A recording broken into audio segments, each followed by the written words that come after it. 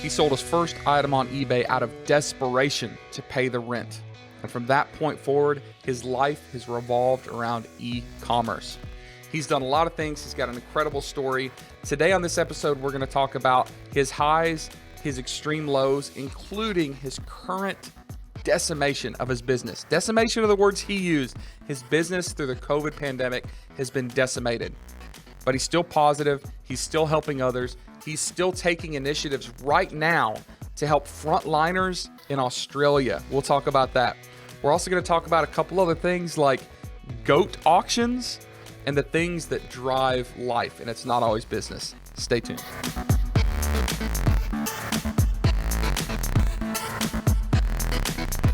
Hey everybody, and welcome to another episode of AM PM Podcast. I'm here with my good buddy Phil Leahy from Australia. How you doing, Phil? Good to see you, Tim. How are you? Good. So I think you're the first Aussie that I ever met in my professional life. I think I met like a foreign exchange student in high school that's from Australia. So you may be like the second Australian I ever knew. And I know that I had actually forgotten this till we were talking right before the show, but we actually met in New Orleans at an Amazon event a couple years ago. And you were introduced to me by Jeff Cohen. And that was kind of a monumental introduction. I had no idea that would get me so involved with the organizations you've got going on, and met some incredible people, and was able to grow my network and got to go spend some time last year in Australia. So Phil, you run right now the Retail Global organization, right? Do you want to give like a quick 10-second explanation of what Retail Global is? Sure. Retail Global's been going 14 years in Australia. It started out as an eBay conference and then sort of morphed into e-commerce. We've delivered 4 events in Las Vegas. We typically have around 100 speakers, 100 exhibitors at the event. And it's really about getting the community to come together and share ideas and have, it's not only, eBay sellers or Amazon sellers, it's also brands, to bring everyone in the same room together. I got told early on that you'd never get small business and big business in the same room. And we sort of managed to do that. So it's something I'm proud of. Yeah. So this past, last May, I remember I was in Gold Coast, Australia, where you have kind of your flagship event every year.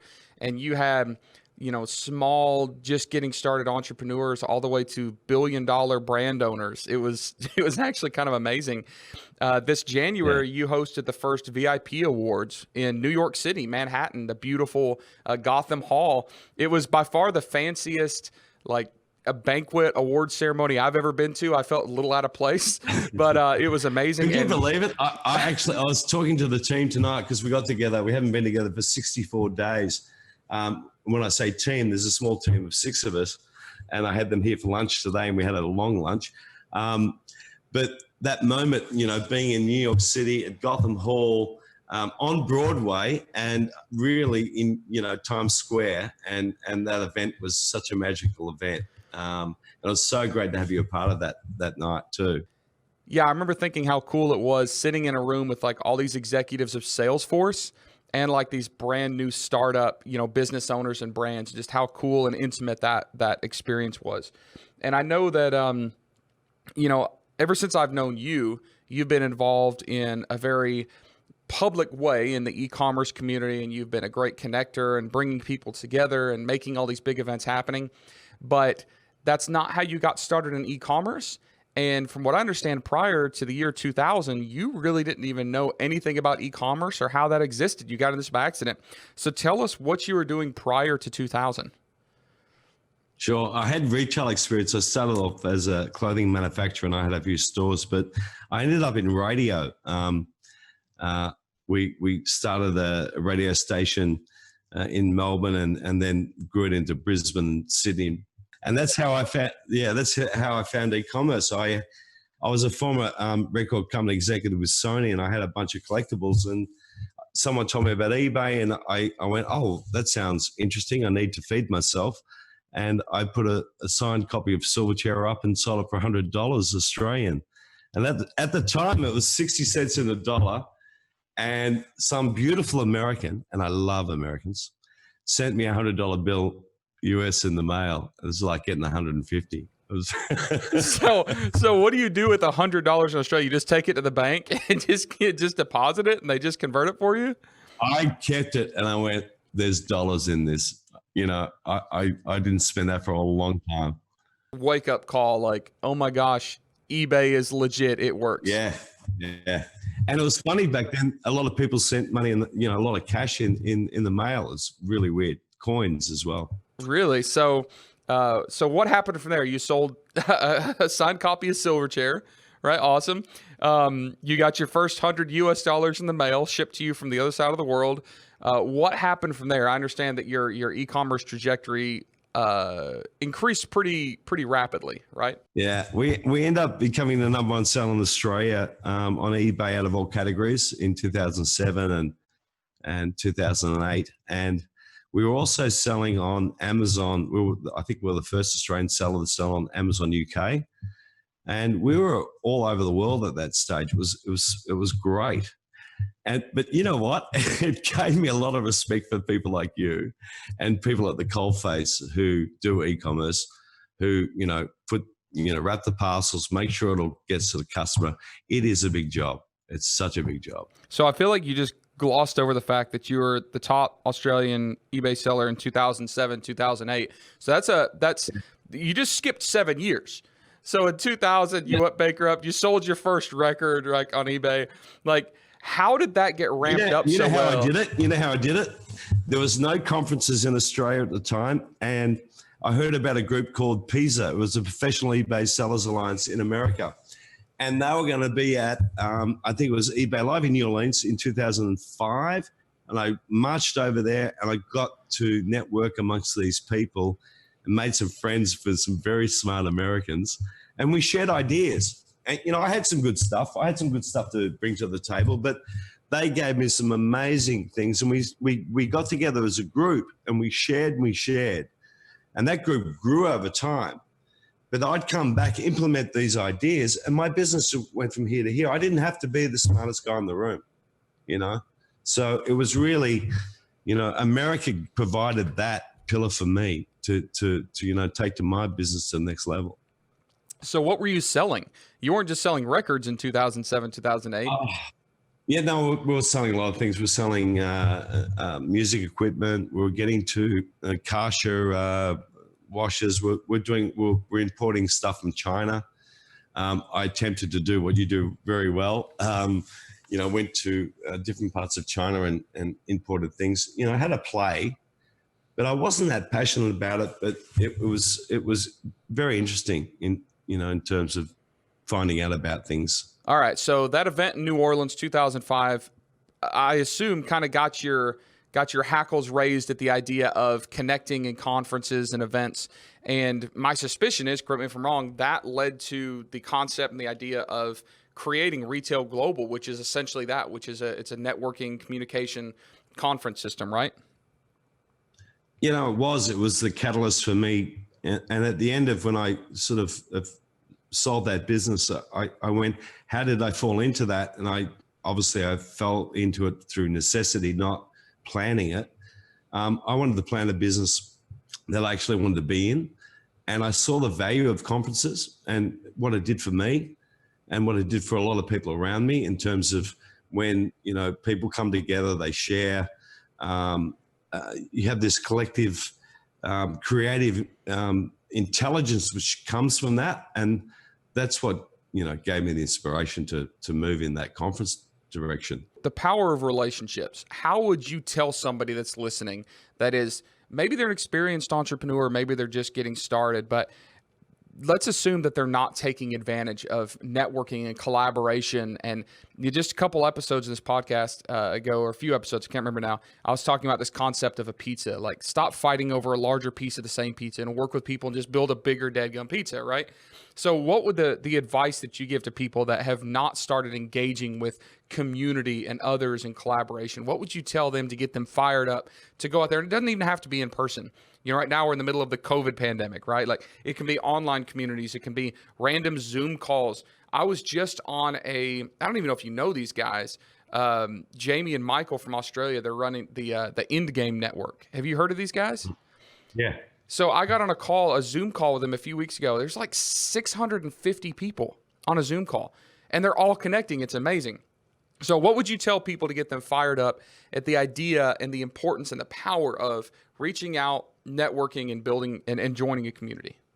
I firstly say this, and it's easy to say, I'll just go out and connect with people, blah, blah, blah. It can be daunting for people, especially starting out, to overcome that barrier and to take steps to connect with other people.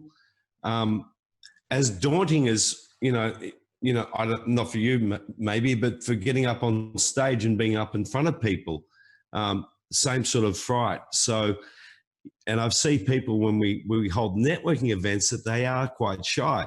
The thing is to just take steps to connect and try to find common ground with people, and try to connect with people who are also in the same boat, but also who are further down the road. I mean, the power is people. I've connected with people through video over the last 2 months, and we've built relationships. I can't wait to see them in the flesh. Do you know what I mean? So getting in front of people, having a call, like talking, sharing, very important. I remember one of the biggest things that happened in my career when it came to like starting to network and starting to learn is I went to a conference where I knew nobody. I just got on a plane. I'm just going to go to this conference.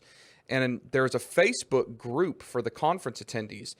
And I got to my hotel. It was the Opryland Hotel or the Gaylord Opryland Hotel or something like that. And I remember posting in the Facebook group, hey, the first 10 people that respond, I'll buy you a steak dinner. And 10 random strangers responded. And some of them I've never spoken to since, and some of them are good friends now.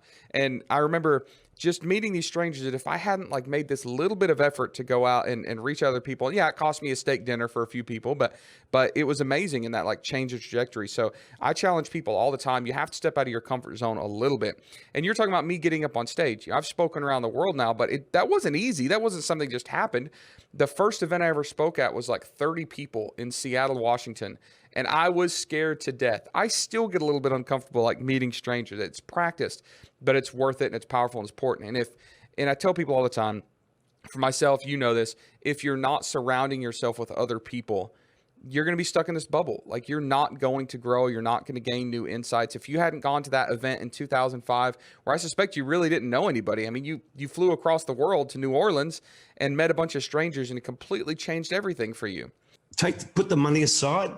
Some of those people from 2005 and 2006 and 2007, American friends, I am still close. We're best friends. I value that more than anything in the world, And yes, they're still in business and we get to talk and share, but those friendships are they're gold. I mean, that's better than anything for me. So we're painting this picture of, you've got this successful business now. You get to network, you get to travel the world, you get to do all sorts of cool stuff. I see you all the time on social media doing, the cheesy yoga on the beach, and you got your masterminds in Bali, and you're living the good life, and but like many entrepreneurs that are in a good position right now, it hasn't always been that way. You had a company that went bankrupt essentially. You were selling records on eBay to pay rent. You're in desperate times. And I always like to highlight that with all the guests because I think people get frustrated, people get discouraged, people feel like, oh, I'm not good enough to do this. And I think that relationships, education from the school of hard knocks, that all trumps like born and bred talent, right? Like just perseverance and tenacity, flexibility. All of that stuff matters. And I think right now it also matters because we've painted this picture of this great organization you've got that just got completely kicked in the teeth. I mean, when 2020 started, you were planning events all over the world. January, you just finished up this VIP awards like we were talking about. Gotham Hall, beautiful, like an amazing event. We had a great, like that whole night was just wonderful. And like 3 weeks later, you're looking at, I'm sure, the biggest struggle and the biggest challenge that your business has ever faced right now, because your entire, livelihood and the livelihood of your employees and all these people that you're responsible for, sponsors and vendors and speakers that you have these relationships with, you're shutting everything down. Everything had to stop. You can't get on a plane. You can't hold events. So what now? Like, how do you wake up in the morning with a smile on your face when your entire business model has been wrecked for the unforeseeable future. Let's talk about resilience. Like, how do you get up in the morning? How do you keep going? And how do you adopt a mindset of pivoting and taking advantage of the opportunities? Well, first off, I have to acknowledge I was really lucky at this time to land with the best team I've ever had, and we're a small team. We're 6 people, so I was really lucky to be in a space where I had these brilliant people sitting, on the right seat in the bus, and that gave me a lot of confidence. So that helped. Very weird time. I was lucky. I was motivated by some major events which happened in my life, which my mother getting sick, and I went to, I spent a night in the emergency ward at a hospital, 14 hours overnight. She fell asleep, and I watched these people work, and I went, wow, they got this upcoming challenge ahead of them. These people are already at, working at optimum. They're grabbing bits of food between working. And you're talking about the employees like ramping up in the middle of this COVID crisis at the hospital, right?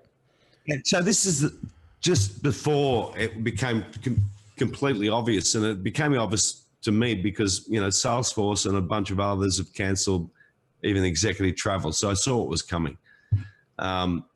But it was sort of motivated from that. And I thought, there's a war thing coming ahead, and what can I do, and how can I keep my people sort of motivated during that time? So it was sort of a natural pivot from, it wasn't planned, but, I always think with any adversity, there's so much opportunity hidden behind the darkness. And it was one of those moments, I guess, for me, So your business is, like I said before, kicked in the teeth.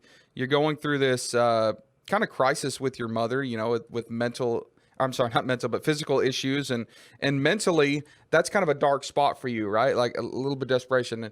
And what I'm picking up from this, and we'll move into what this became Frontliners in a moment, but I love the fact, and this is what makes a good entrepreneur. It's not, the sharpest minds and the most talent and the highest education. It's the ability to look outside the box, to start thinking about different things. Your life revolves around e-commerce, and your life revolves around community and communication and events and things like that.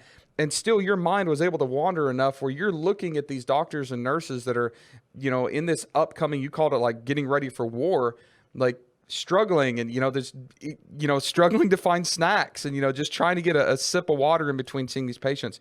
And you immediately thought, hey, I've got a team that doesn't have anything to do right now, essentially. Like we're basically out of a job. Yeah. Like what can we do? So how does someone like your mind work in, all right, I have this team that does one thing. We're very good at one thing. Like, how do we pivot and do something completely different? And that thing became Frontliners. And I remember when you started launching this on social media, it was basically an attempt to support the frontline medical workers through this incredible program that you put together that like gained national and even international attention on the news, and you started raising ridiculous amounts of money. Like, tell us how you've kind of talked about how that idea got started, but how do you then pivot? How do you take the resources, the team, the time that you have and do something completely different? And how did your team respond to that? Yeah, well, the team were incredible. The first person I reached out to wasn't the general manager. It was actually our graphics guy, Ben, and our artistic department, to run the idea and say, look, this is my experience. This is what I'm thinking we should do. What do you think? And he certainly bought into it, and he ran with it. And over the weekend, produced some images and of what I was talking about. So I guess it was the team adapted brilliantly and beyond expectation. And we just pivoted. I mean, in 64 days, we delivered $1.6 million worth of product to 84,000 health workers across 54 hospitals. This is a team of 6. And we've still got $2 million worth of stuff to deliver. We've only raised $32,000, and we're $11,000 in the red at the moment. So, and we, of course, we haven't paid ourselves. But what it's done for us is, and you know what they've also done? They've pivoted the business, and we've delivered virtual events. We've connected with our audience like none of our competitors, and we've provided that service as well as launching a marketplace this week. So it's so very rapidly in this time of like complete crisis, you not only were able to pivot your business to online events, but you started this frontliners thing, which wasn't even, you're actually losing money. But I know the amount of work it took. You had millions of dollars of product donated. And these are anything from like supplements to snacks to drinks. You put them in these amazing packages. You packed them all up. You shipped them all over the country, essentially 54 hospitals, right? Like that's a big pivot. And that's exceptionally cool that you are able to do that, and it's still ongoing, and that's really, really awesome. And you never know what that's going to turn into 5 years from now. You may be in the red right now operationally, but 5 years from now it may have made a connection that you make all that money back up and it's fine. But what I'm noticing is you have a desire for passion, and you love doing good, and you love making sure that your life is not consumed with the P&L statement, right? And Frontliner's an example of that. Like you get motivated, you get your team inspired, your team buys into it, you make a huge impact, you get a lot of exposure, but you're still losing money on it, but it's worth it, right? Like you wouldn't go, but you wouldn't go back and trade that for anything, right? It's been an incredible experience. So let's talk a minute, about flexibility and resilience, because right now we see a lot of big businesses that are struggling. American Airlines, the largest airline in the US, and I think in the world now, based on flights and revenue dollars, is struggling. Like I'm watching their press release and they're like, well, the big change that we've made is now you have to wear masks and we're going to try to get our flights back. But small businesses are doing incredible things. People are completely pivoting. People are making massive amounts of changes in the way that they're operating and the way that they're launching products and the type of products that they're doing. And e-commerce right now, at time of recording, is up like 65% for sellers on average from this time last year. It's huge. It's a great industry to be in. So what advice would you give to people when it comes to needing to be resilient and trusting their instincts to make these rapid changes on a dime when they're facing like this terrible crisis and adversity? I love it. And I love the way you said on a dime, because that's really important. And it just, straight to mind is Malcolm Gladwell. Have you read the book Malcolm and Goliath? I have not. Malcolm Gladwell. No. Amazing. So Malcolm argues that David never was the underdog. David always had the upper hand because David was, fit. He was agile. He could move around. And the Goliath walked down the hill with all this armor on and could hardly walk. And all it took was a whack between the eyes. It was like a bullet from a gun, and down he went. And he was always going to win that contest. During this time, being small, being agile is everything. I feel for these big companies who will be scrambling, and they're having meeting upon meeting upon meeting about who they're going to fire, how they're going to restructure, where they're going to go next. They're doing meeting upon, and especially the old way of doing things. Being agile, being new to the market is a great advantage at this moment. I mean, read that book; it'll tell you. I love that analogy. I've never thought about that, and that is awesome because we are Davids. Essentially, like we're going up against this daunting task. That most people don't have faith that we're going to win. But David knew he was going to win that. And we can be those Davids versus Goliath when it comes to market share and sustainability and, the ability to react to situations. That's amazing. So You said it a few minutes ago, and I didn't want to leave this unsaid. You're not very good at making money, and I'm kind of the same way. Like, I have these great ideas, but I'm usually too ambitious and I'm too all over the place. And I have people tell me all the time, like, Tim, this isn't a great move. You're spending too much money, but life is awesome, and overall, I do fairly well, I'd like to say. But one thing that drives me to continue making these bold choices that sometimes are good, sometimes are bad, is passion, right? So, an underlying thing that I see you talking about is passion. You've got a passion for, e-commerce. You've got a passion for connecting people. You've got a passion for these conferences. You've got a passion for helping other people. One thing that I tell people all the time is the passion doesn't even have to be directly related to your business. But one of the coolest things about being an entrepreneur is you have a flexibility to use your business to support your passion, or to have the freedom for your passion, or to fund your passion, or to give you enough flexibility and schedule to pursue your passion. How important is passion to you, and what advice would you give to people about making sure that they're not just focused on the money, but that they're focused on something that's intangible? Easy answer, very easy answer. Simon Sinek, why? Simon Sinek, why? Watch the video. Just get that why part. And the why doesn't always have to be about, doing a charity effort, but if you can bring that into your life, if you can bring that into your business and for your team, and especially the market demands it now. It actually demands that you actually have some sort of purpose. But you actually get more out of that than the person or the people you're helping. You get so much satisfaction. The payout is incredible. So, but having that intertwined in the business brings everyone together. And how long are we on this earth? Let's just do a little bit. Let's make a buck, like, absolutely.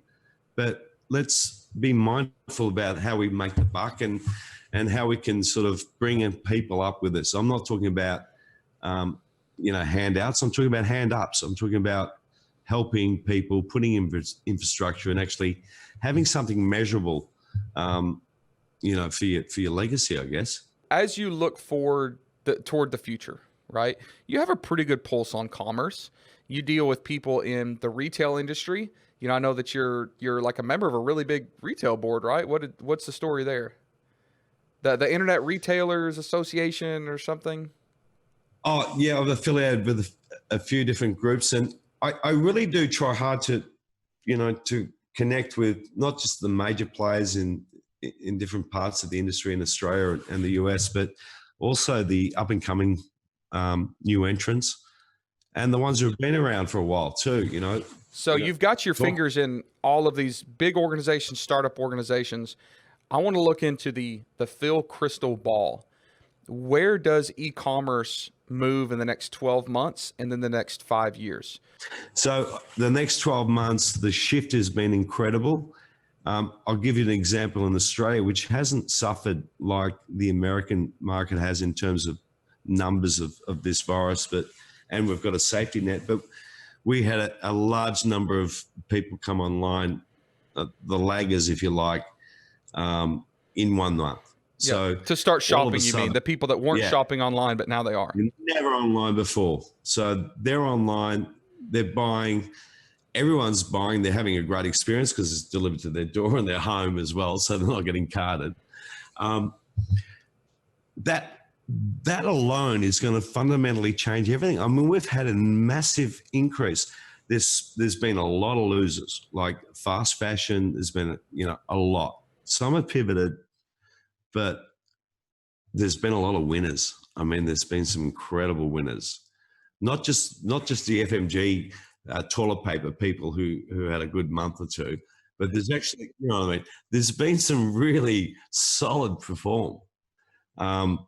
Incredible shift, an opportunity too. If you're a small business or starting it, you want to hire people. Well, there's some people out there looking for jobs who are incredibly talented, who could help you with your e-commerce, who aren't entrepreneurs, who are out there now. Let's employ them, and let's find those niches, because India's opening up. Everything's changing. The whole China model, there's gold behind those rocks. It's so frustrating right now trying to describe to people how I'm advocating positivity, and I'm advocating like tenacity and ambition, because right now all we see, listen, last night I was sitting at the dinner table, no joke. And I'm sitting at the table and I'm staring at my phone, the screen's off. I'm just staring at this block, and I looked at my wife and I said, I better check the news. And the reason I said that is because I haven't looked at the news in like a week and a half, because it's so negative. Everything, especially here in the US, is, everything is either politics, just everybody fighting about everything and nobody knows the actual truth, or it's just negative headlines. There's nothing positive. And like every week and a half I go, oh, I better check the news, right? So we're in a period where, listen, there are tens of millions of people in the US alone that don't have a job. Like that's a crisis. That's terrible. I've got friends in other countries, underdeveloped countries, that there's not enough space for headlines, right? Like we cover the US headlines, but nobody's talking about places that depend on tourism that stopped. Nobody's talked about places that, rely on, aid groups to come in that stopped. Like there's some really, really tragic stuff going on right now. And I know that in the back of my mind, like it breaks my heart. I'm seeing these stores and these restaurants shuttering right now, even in my own city, that will never open back up again. And the business owners and the entrepreneurs behind that have sunk all their money and their time into that will likely not recover for a decade over this. It's terrible. But on the other side, I'm screaming at people like, this is the time to go. Like e-commerce has never had a better opportunity than it does right now. This is the time we got to get off our butts. We got to move. You've got to be able to, or we are able to pivot. We just have to pivot. We have to change those things. And just like you said, this is it's our duty. Like it's our duty. Go hire these people. Like I was on the phone this morning in the meeting with Ricardo, the CEO of Sellers Funding. And he's like, Tim, we got to hire people right now, not only because e-commerce is growing, but there are people with incredible talent right now that need a job, and we can't afford not to hire them because this is the best time to be hiring. And it's frustrating because I don't want to get too excited and be tone deaf. Like I don't want to walk around with a smile in my office is in a bank building downtown, right? And like when I walk into the lobby to come down here to my office in the basement, I have to be careful not to look too excited to be coming to work every day, because some people are coming in to tell their loan managers like, hey, I can't pay my loan, or like, hey, my account's empty and it's overdrawn. But I get into my office and I'm like, yeah, it's go time. Like this is exciting stuff. So that's amazing. So big takeaways, pivot. You have to be able to pivot, and we are able to pivot. Those of us that are entrepreneurs, we're smaller than the big guys. We're smaller than Salesforce and Walmart, and we're smaller than JCPenney's and all these, Sony and all these people. We can pivot. Another thing is you have to have passion. And when you have passion, that trumps a lot, right? And Frontliners has been an amazing thing to watch. You've literally handed out care packages to I don't know how many thousands of people, but it's huge. And even though you've lost money operation like that, you've made contacts, you made relationships with people that have donated millions of dollars worth of products. These are big brands. These are relationships that you'll have, the rest of your life. And that passion helps you. We didn't even get to talk about things that you've been involved with, like supporting causes in Haiti and other underdeveloped countries, and incredible stuff you've done. I was last year, this is crazy. Last year I got to sit at a table. By the way, you threw this ridiculous fundraising gala. Until we had our thing in New York, it was the nicest event I'd ever been to. And I was blessed to be asked to sit at the table with you. And I'm sitting there with you and all these other awesome people that are way cooler than me. And there was an auction for goats. It was a goat auction. Like we're all in black tie, like raising money to buy people goats in Haiti. It was the coolest thing ever. And I remember how cool that was, because, on the other side of the world, we're raising money for this stuff that wasn't going to make you money. You weren't profiting off this goat fundraiser, but it was incredible to see your passion and see how that has helped you in business and helped you in life, and given you a mindset where even when you go bankrupt multiple times and you're literally living off of selling records, and now this pandemic, your business, Retail Global, has just been decimated, dumped. Yeah. Decimated, like completely. I'm trying to be sensitive here, but decimated. Your business has been decimated.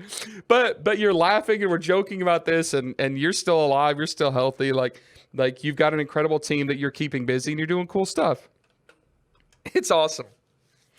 So give one final piece of advice for people right now. Like Phil, if you could stand in front of, on a stage, all the tens of thousands of people that will hear this podcast, and you had like one final thing to say to them, what would you say? I would say, don't let a crisis go to waste. And I know a few of you heard that before in the last few weeks, but it's so true. And don't, as entrepreneurs, not live up to your duty to serve. And our job as entrepreneurs is to create, to provide jobs, to build businesses, to provide wealth, to provide security for others. So this time of great change is a time of great opportunity. Make sure you seize it, because you need to do that for the good of all of us. So go out there and get them, guys. Well, that was awesome. I had to write that down. Entrepreneurs have a responsibility to provide jobs, wealth, opportunities for others. I like, deep down, I know that, but I've never heard it articulated that way. That's incredible. That's awesome. Thank you for sharing that. That's so cool. Phil, I love you. I can't wait to see you again. We're on the other side of the world. And I love America, and I miss you guys so bad. I just hope that we're at least, I could get back to New York next January for our VIP awards opening retail week at the NRF, and we get together. But will we see each other before then? I have no idea. I was supposed to be in Australia at the end of May, and you didn't even know this. May 28th, I was supposed to be speaking at your event, and that's my birthday. So I was going to get to spend my birthday with you, and instead I got to, because I think you're going to be on my table. Instead, I've got to slum it up with my family. No, I'm kidding. Man, I appreciate you being on here. I know with this time zone, it's late at night. You should be getting your beauty sleep, but I appreciate you sharing this wisdom and sharing your experience. And I have no doubt that Retail Global is going to be just fine. It's going to suck this year. It really is, but we're all in this together, and I know that with your positivity and your team, you do have an incredible team. I love all of them. Had some good times with most of them. Can't wait to see them again too, and I have no doubt that we're going to be just fine. So we'll all hang in there together, and thank you for sharing this wisdom. Keep doing what you do. We're all in together, and great to talk to you, and to all my American friends. From the other side of the pond, we love you. You're going through some incredibly challenging times. We're here for you. Do it, seize the opportunity, and help others. Awesome. Well, thank you all for listening to another episode of AM/PM Podcast. Make sure if you're watching this on YouTube, smash that subscribe button. Like us on all the podcast platforms you're listening to. The more you like us, the more it gets shared, the more people hear this. So if you appreciate this content, if you agree with what you're hearing, even if you disagree with what you're hearing, I don't care. It's a platform to just share ideas, and we all need that. We all need to help each other, whether it's content, creativity, motivation, whatever it is. Make sure that you share this so that we get some really good exposure, and we get this spread out to people that need to hear it. We'll see you guys on the next episode of the AM/PM Podcast.